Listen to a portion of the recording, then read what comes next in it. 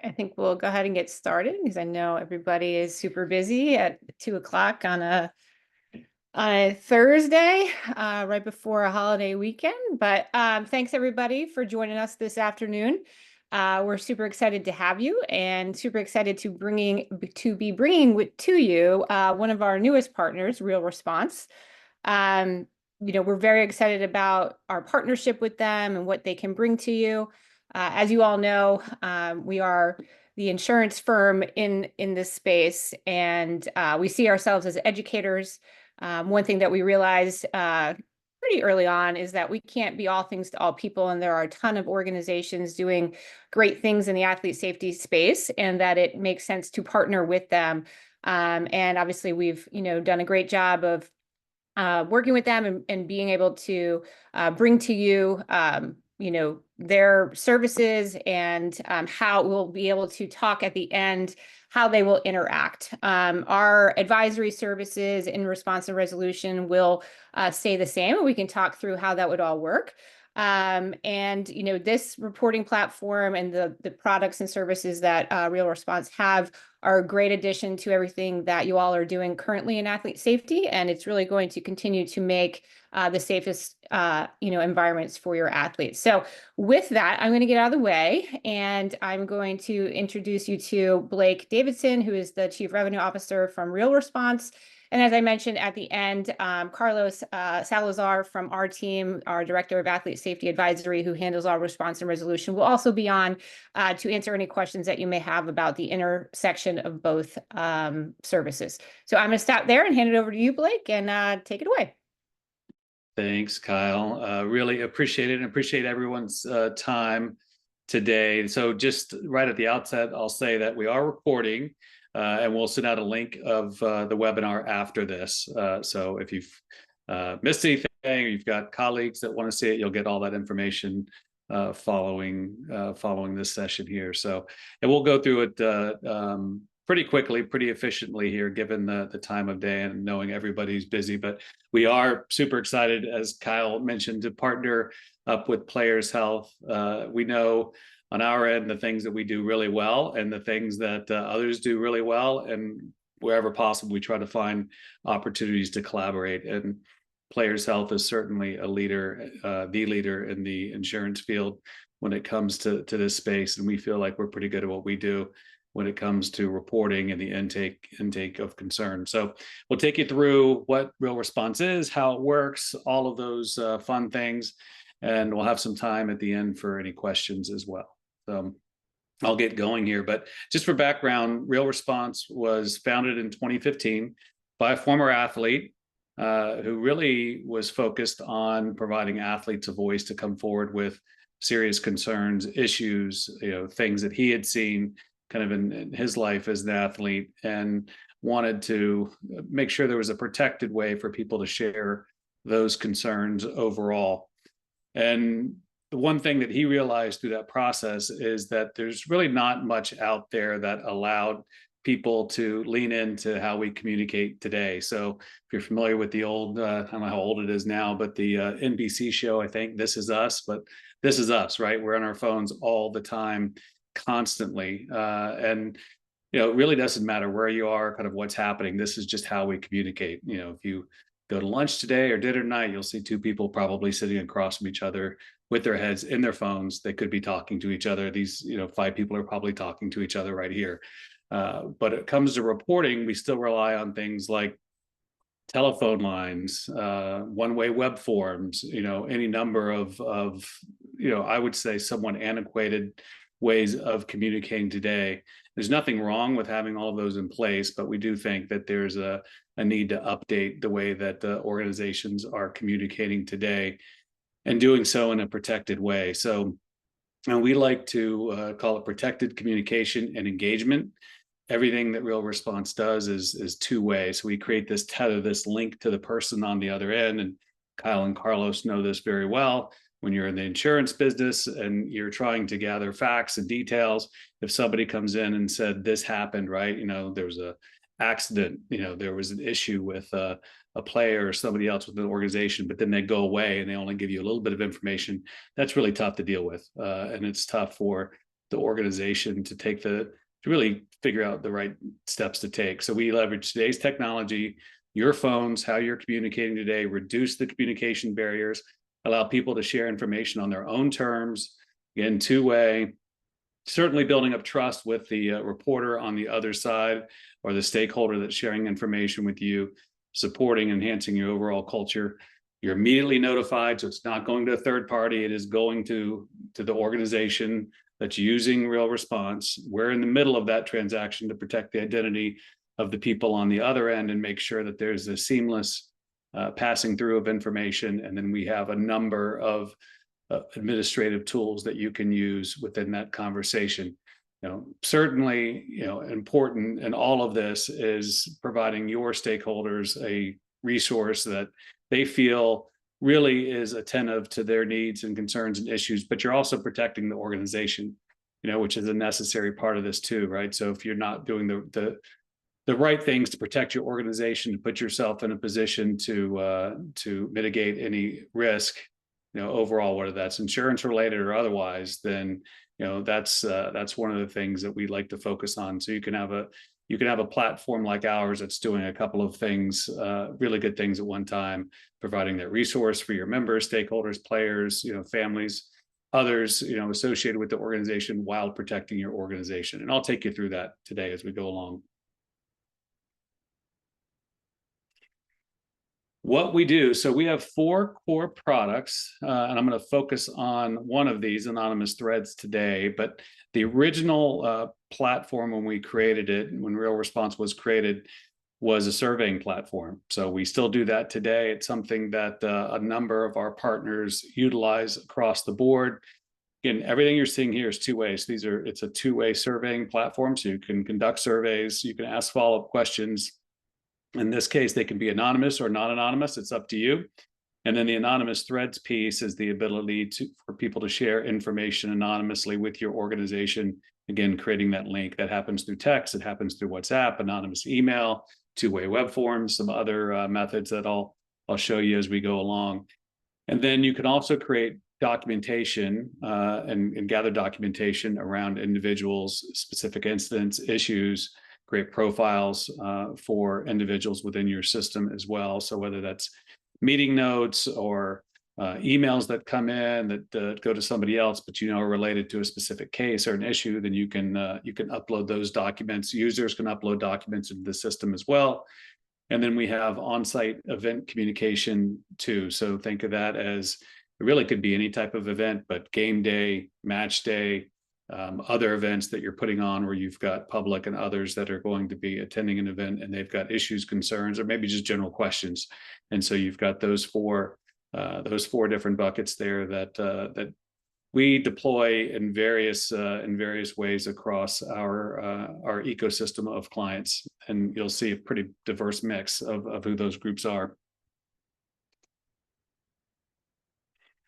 Lots of logos coming at you here, but this is really to illustrate the diversity and versatility of RealResponse and the platform that we work with today and with our partners. So 150 plus schools, athletic departments, and beyond. So when we started out, it was really just athletic departments. That was the focus, and it's grown rapidly. Now I would say everything kind of in that collegiate university space encompasses anything from athletic departments to campus-wide general population, student population concerns, fraternities, sororities, you name it, in those relationships there. So what we've seen is that there's a need for what we were doing in athletics across the general student population, and then we can segment that kind of accordingly. And then you can see the national governing bodies here. Obviously, some of these move into some of the areas that you're all working in too, when it comes to kind of the sports space, youth associations, et cetera. And we have a number of different ways that we work with these groups, from everything from safe sport reporting to just general communication with their athletes, segmenting member communication from elite national teams, those types of things. You can see the pros over here and the different groups that we're working with there. Again, it's a mix. It's a mix of pro leagues that are using it to capture integrity concerns, to that could be sports betting, it could be competition manipulation, it could be any number of things that they are concerned about, or it could just be player feedback. So a PGA Tour uses it for players that just might have questions about things. It might be around governance, rulings, whatever it is. They use our platform as a way to capture that information across the board. And then in the integrity space, again, Carlos can vouch for this when having a law enforcement background, but integrity, the efficiency of communication, the efficiency of gathering information as part of an investigation is really critical. And so we have expanded greatly in the areas of integrity. Most of the people behind these groups, IC360 is a betting integrity agency. You've got anti-doping agencies on here and more, and they cover everything from, again, it could be competition manipulation, it could be performance enhancing drugs, could be ethics violations, it could be we've have everything from there's human trafficking reports that come through to some of these groups, and there's a number of different issues that are being tackled within the integrity space right now.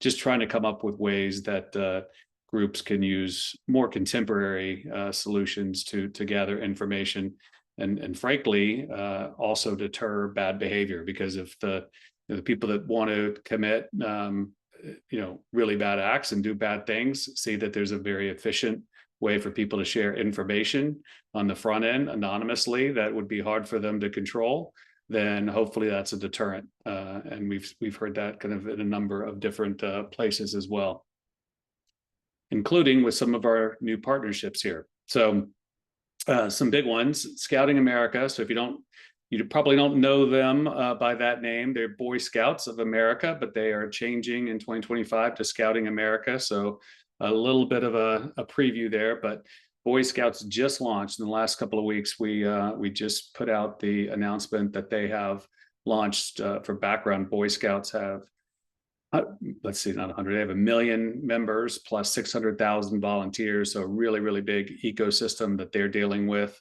That effort was led by their Chief Child Protection Officer, really amazing gentleman, great at what he does, also former law enforcement, extensive background in that space. So we're excited about the relationship. And he would tell you that they've been, obviously the Boy Scouts have had some challenges over the years. They've made a number of improvements, but they're not resting on their laurels there. They wanted to have a more modern way to continue to communicate with their membership and provide tools to enhance communication overall. Soccer Holdings has two big groups that they operate. So they've got Lou City and they've got Racing Louisville. So they've got the NWSL team, they've got a USL team, and then they've got an academy program for both boys and girls, 1,000+ members out of Louisville that are operating that. We've uploaded all of those members' families into our system, and they're utilizing RealResponse. So that's a relatively new relationship too. And then one of the newest is USYS. So I know a client of Players Health as well, and I'll give you some examples of what they're doing. But we just in the last week or so signed on USYS to cover all of their events, all of their event reporting. So you're on site at an event, they've got 35 to 40+ events a year. So all of their reporting, whether that's players, it's families, it's just anyone kind of attending any of their events, national championships, you name it, they'll be utilizing RealResponse for that reporting. And then I'll kind of take you through some real examples of what that could look like in the field, if you will. Before we go there, I'll get into a little bit more of how it works. So there's a couple of different ways that you can set up RealResponse and structure it for your organization. One of those is restricting access to only verified users up here. So with verified users, what I mean by that is that could be your coaches, that could be officials, that could be your employees, others, players, parents. You have all of their contact information. So you have emails, you've got, you don't have to have cell phones, but if you do, then you can use that for text. But you load all of them into the system, or we'll do it for you. And this could be thousands of people. We have groups that literally have rosters. When I say rosters, not necessarily player rosters, but rosters of people tied to the organization, employees, others, with tens and thousands of people on those lists. We upload those into the system, and then those are the only ones that are allowed to report to the organization. So we're kind of in the middle of that transaction. So somebody's over here, they're reporting something, they have to kind of pass through our gate. We're the gatekeeper. We say, yes, you're approved, you're verified on one of these lists. These could be anybody. And then they go through to the organization and your administrators.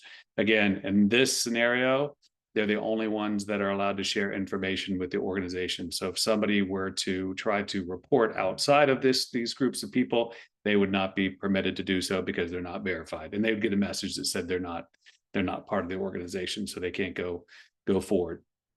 That's one way that you can structure. The benefit of verified user access is that because all of these verified users are living within the organization, you have the ability to proactively create communication to those different groups. So that might mean surveying. That's where the surveying piece comes in, the documentation, creating profiles. Again, they remain anonymous. You can't send a message to one individual if they haven't already reported to you, but you could send it to groups of people because we want to protect their anonymity in that case. So if you wanted to send it to all of your players or to all of the families, all the staff, et cetera, you can segment your different groups, or you can send it to everybody that's verified within your system there. So that verification provides that the ability to do a few more things than what you could do down below in the open to all reporting. And some of these, as I kind of go through this the different structure here, there's pluses and minuses to both, and you can have both living side by side.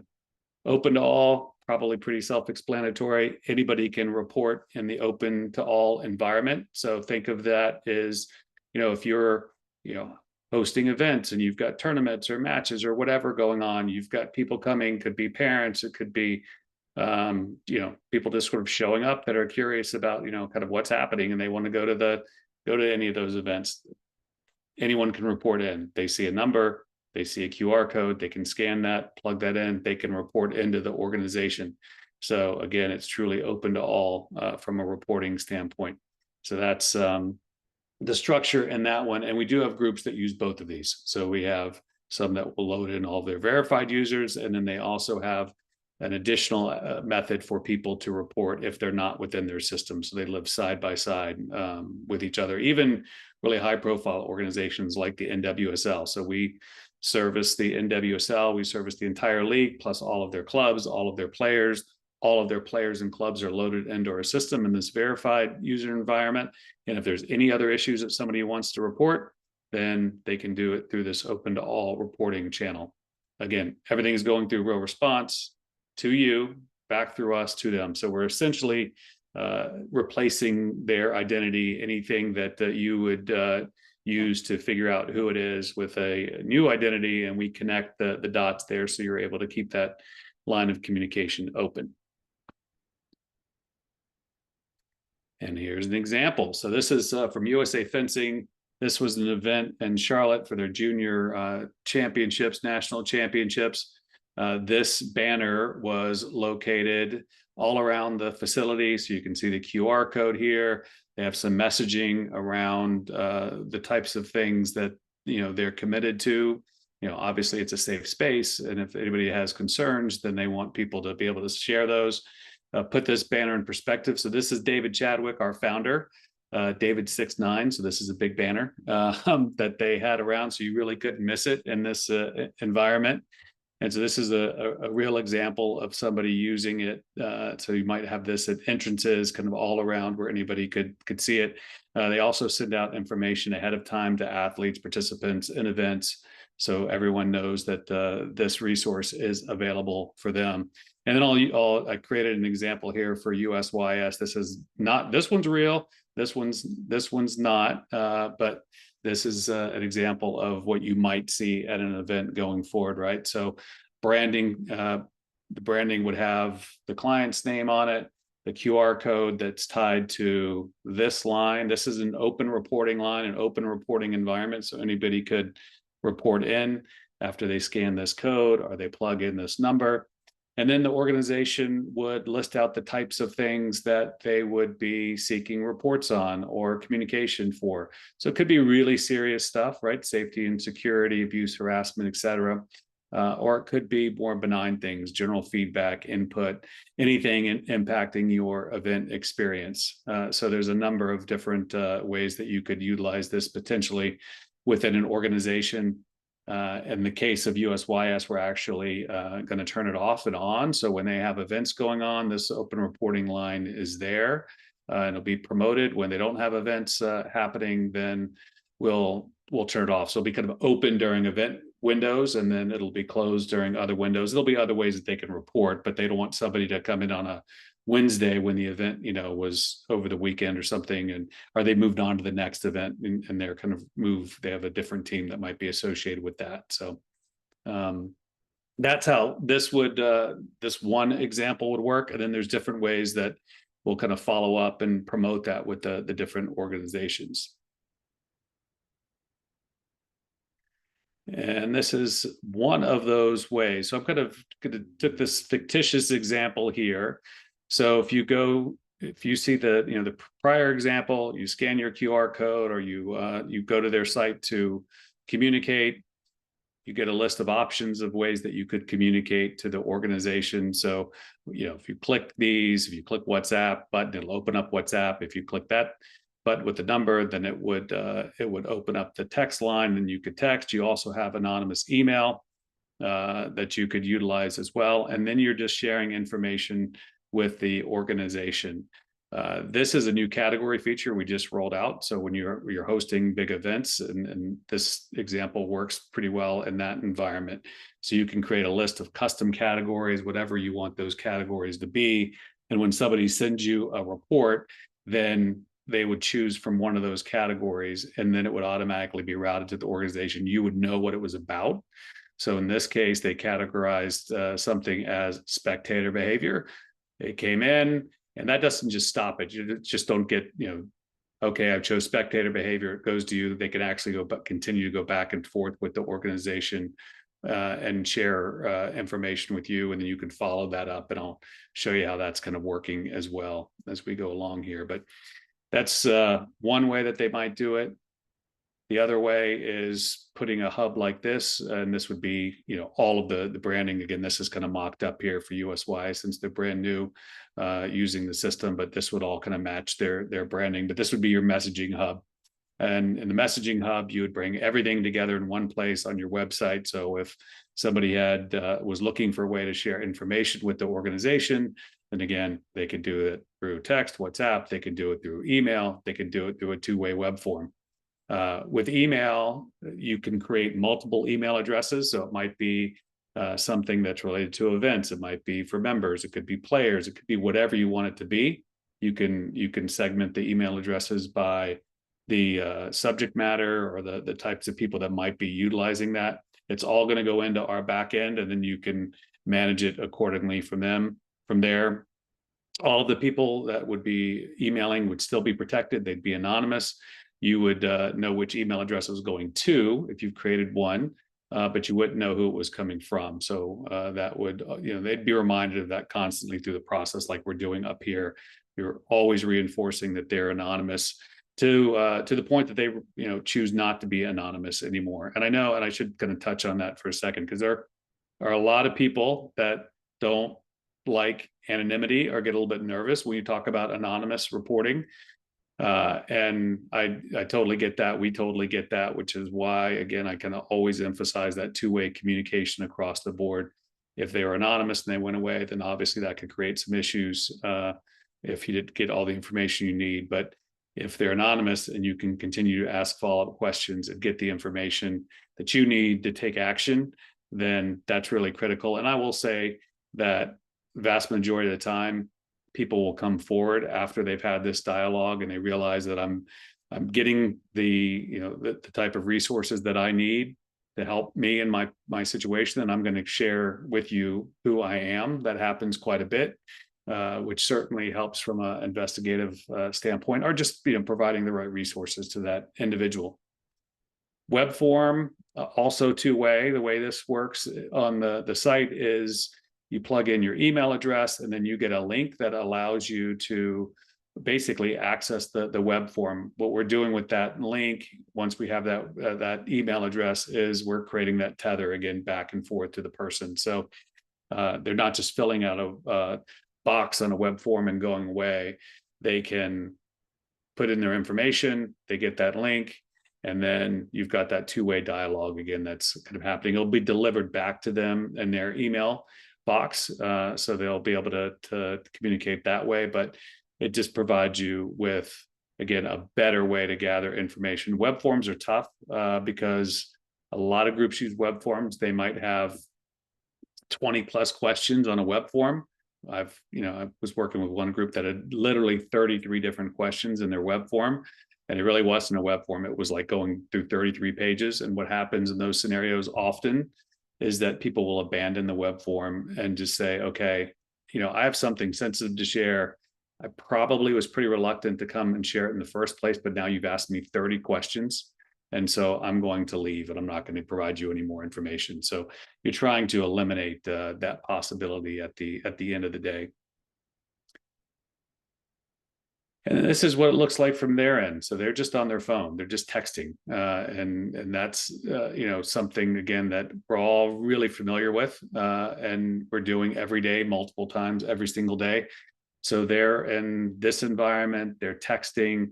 It's really easy for them to share information. I didn't include that kind of categorization link here, but it would show up if an organization was utilizing that particular feature, and then they would just go forward with sharing information with the organization back and forth, and trying to obviously get the help that they need or the answers that they need from their end. So this is how it looks for them. This is not how it looks for you. So, and the admin's on the other end, and I'll show you what that looks like here now. So this is, there's a little bit more depth when you get into RealResponse and the platform directly, but this is kind of the tops of the waves, if you will. So same kind of issue comes in here. You're within our portal, RealResponse. This is not an app. It's not an app that they have to download. This is not an app that you have to download. So once a new report comes in, the administrators over here will be notified that a new report has come into the system, and then they can click a link and they'll be brought right to that report. None of that information is going to be available if somebody picked up their phone and saw that was an admin's phone and saw there was a new alert that came in. There's nothing in the content of that alert, so that nobody would be able to see what the message is about. You'd have to log into the system as the administrator and see what's happening, which you can do again from your phone, from your laptop, desktop, wherever you're kind of operating. You don't have to be, this one of the questions that we do get when it comes to events: does somebody have to be sitting in front of a computer during the entire event, sort of at a command center waiting for something to come in?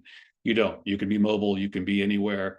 You don't even have to be on site. You can set up the alert, so you're getting all of that information coming through. So this is this first inbound text that comes in. You've got a customizable auto reply. That's important for a number of reasons.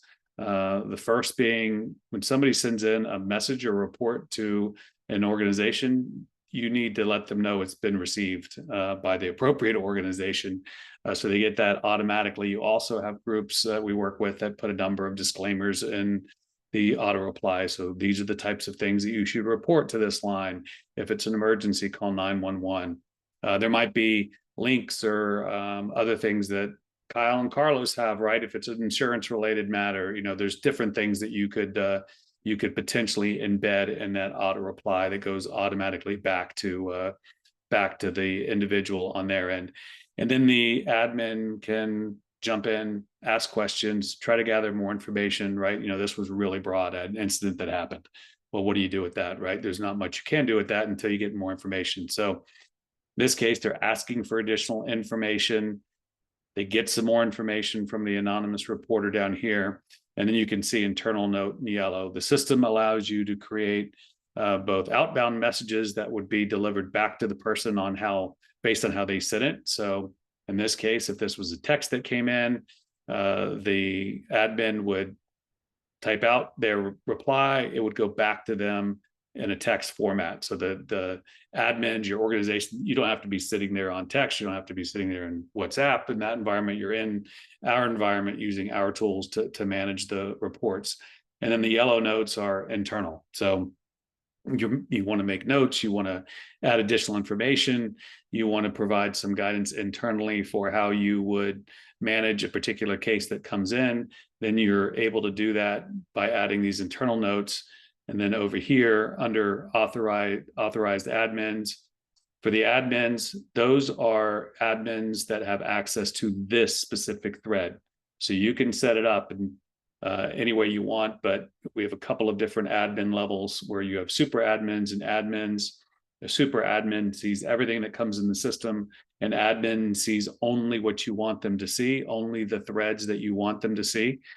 So one of the things we've talked about with Kyle and Carlos is you could have a player's health admin that's loaded in your system. And if something is clearly an insurance related matter, you could plug in Carlos, by way of example here, into that specific thread. Here's something that's come through. Carlos can jump in. Again, he can look at all the documentation, all the notes, anything that's happened. You could ask him specific questions through the internal notes, so he could get go back and ask questions from that perspective as well of you. You can create specific labels. You can prioritize. There's a number of different things that you can do to manage this specific case and get resources. Again, the person on the other end is only seeing what's grayed out here, the communication that would be in what we call conversation mode. That's what they see on their end. They don't see any of the internal notes.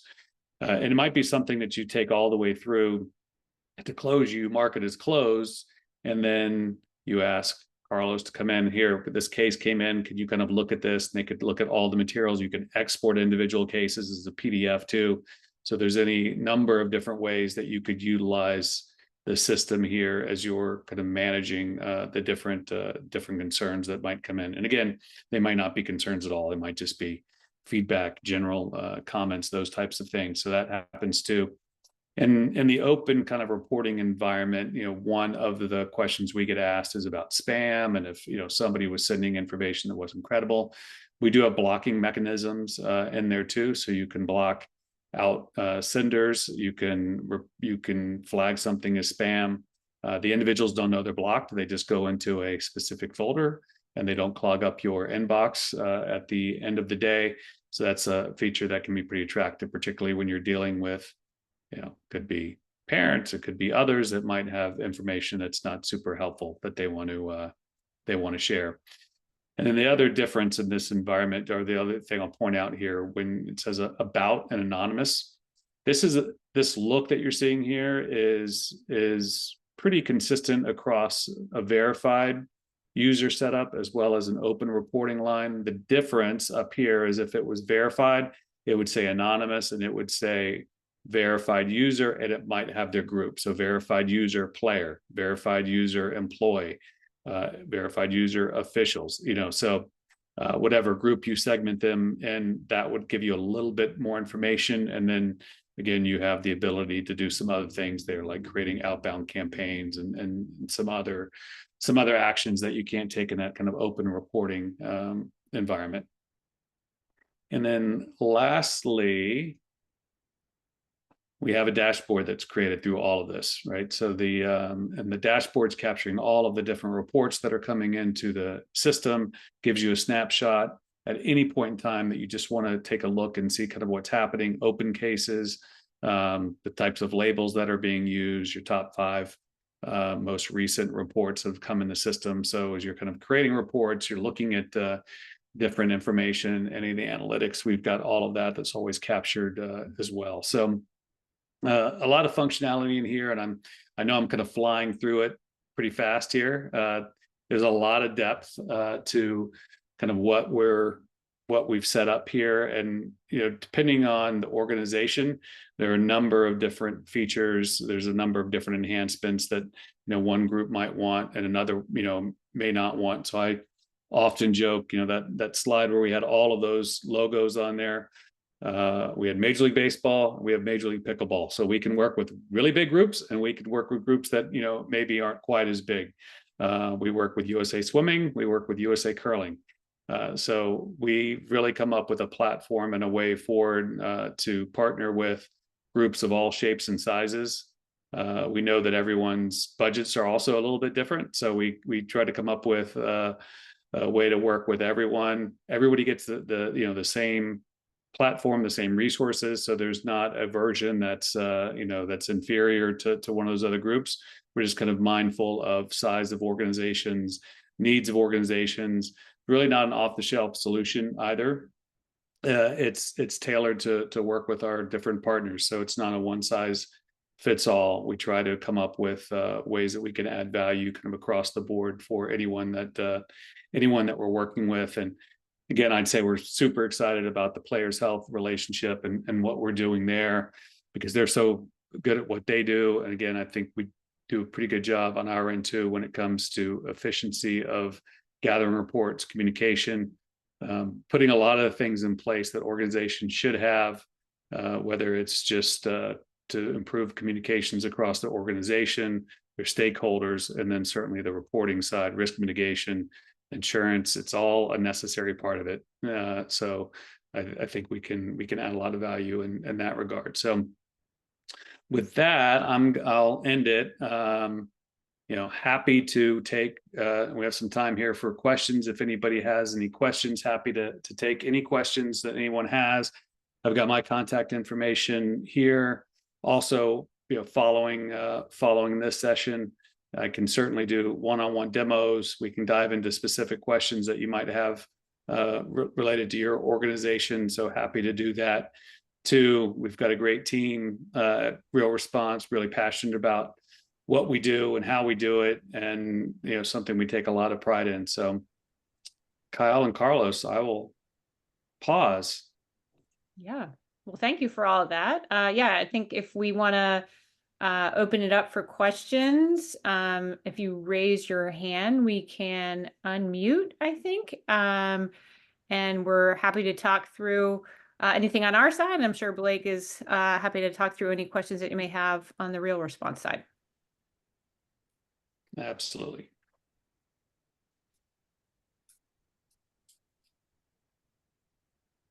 How do we It's see? always tough in the beginning.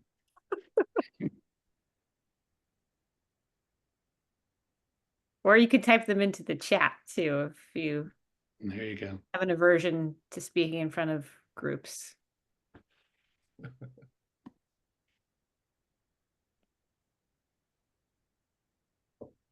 Or you just did so well, Blake. There are no questions whatsoever. Well, that's probably not the case, but I appreciate that, Kyle. No, I am happy to provide, again, questions by email. You've got that. We'll send this out afterwards too. So it's okay if you don't want to ask here. So, and I think just chat might have been disabled. So. Oh, okay. So maybe we can enable that. And in the short term, I mentioned it earlier, but our response to resolution advisory services really complement this very well, in that, some of you may have been former investigation clients and had access to Carlos and helping you triage incidents coming in. So that does not go away. This is, obviously there are multiple products that Blake and team have. The anonymous thread, probably from the response to resolution side, makes the most sense in terms of, having a reporting mechanism set up so you are capturing what's going on in your environments. And then as those come in, like Blake said, you can either add Carlos or someone from the advisory team to that so that they can see what you're seeing. Or once it happens, we have our triaging tree and we can help you get through that. So that those services don't go away. This just complements that. And there is a question in here. So Blake, I think that one's for you. Yeah, and I misspoke. It's the chat. Q&A is where the best place to do the questions. So if you've got questions, go to the Q&A there and type those in. So we do have a question here. Thanks, Sean, for that. So around pricing, fixed cost per instance, not per incident, the way we structure pricing is really, again, based on a number of different variables, but one of them is not volume of reports. There are platforms out there that, our view, kind of penalize you for more communication. So if there's kind of a back and forth and there's a lot of reports coming in, then the organization's being charged more for that. We don't do that. We try to encourage reporting and communication. So we really look at the size of the organization overall, how you're going to implement the platform, again, whether that's verified users or open reporting, kind of what products you'd be looking to use, and then we base the pricing off of that. But it's all unlimited reporting, it's all unlimited communication, support, et cetera. So again, we're trying to encourage the use of the platform, not discourage the use of the platform. So I'd love to give you kind of a range from a pricing standpoint, but there are a lot of variables that go into that. Happy to kind of take that offline. The other question, Kyle, I did get on the side was around security too. So we are, a couple of things that I'll point out there. We're ISO certified 2701. I always kind of leave out a zero, but kind of the gold standard for security from that standpoint. Take a lot of pride in that. If, again, kind of going back to the types of groups that we're working with, really high profile organizations that we have to be really, really sensitive to in terms of the people that are reporting, the types of reports, particularly when you're dealing with integrity and some of the things that we deal with that come through the platform. The other thing I'll note is we don't see the reports. So we block out the content of the reports, even on the RealResponse side. So the only ones that see the content of the reports is the organization. So they would see that. And then if the organization invites somebody in, so in this case, Players Health, if they added Players Health as an admin into a particular thread, then you would have access to see that one specific thread and the content of the report. Otherwise, the report and the contents remain within the organization. Yeah, and I will just say, the anonymous piece, or just the ability to go back and forth for all of you that have a reporting form, maybe set up like a Google form one, not the most secure thing. It could be a short-term fix, but this is much more secure. It also, as you all know, and Carlos can attest to, a lot of times then you have to email or call or chase information. This allows you just to get that ease of going back and forth, and the comfort if someone doesn't feel comfortable, obviously sharing who they are, being able to get that information, which is so important for, you know, the safety of your environment, is that people are free to go back and forth with you and give you the information, even if they don't share who they are, if they are the, you know, the claimant, or, you know, just a reporter. And that's key to that. So I don't know, Carlos, if you have anything to add in terms of, you know, how you see yourself working with our insureds, and the, you know, if they are using RealResponse that we haven't already covered, or anything that you would add. I feel that after Blake ran us through the demo a while back, I feel like now in this day and age with the advent of technology, right? There's a lot of technological pieces for every solution, and until you actually delve in there and experience that interaction, you really see how the transparency and the immediacy of response to the party is really mind blowing. And I'll give you an example.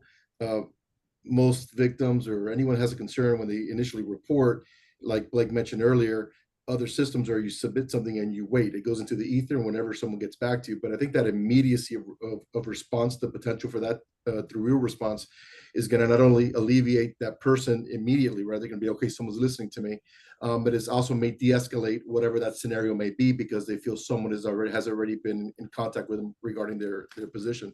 So I think that that in combination with the transparency that it offers the organization, not only from an athlete safety perspective, from a cultural perspective, to really have your thumb on the heartbeat of what's actually happening is really, really, really impressive. And you know, I'm a fan, and I hope that our clients reach out to you at the very least to experience the demo, because with all this information, you can tell how impactful it is, but until you actually experience it like we did, you'll see how amazing it is and how it may fill any current voids you have in your organization.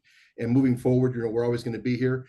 And that piece that Blake referenced, that you can include anyone at Players Health as a partner in that particular incident, is very, very powerful. So if you have an incident from the response and resolution side of things that maybe you don't know where it goes, or it's a law enforcement component or something, you need some resources, being able to tag us in that incident is really powerful as well. So, you know, a great job, Blake, and we look forward to the partnership.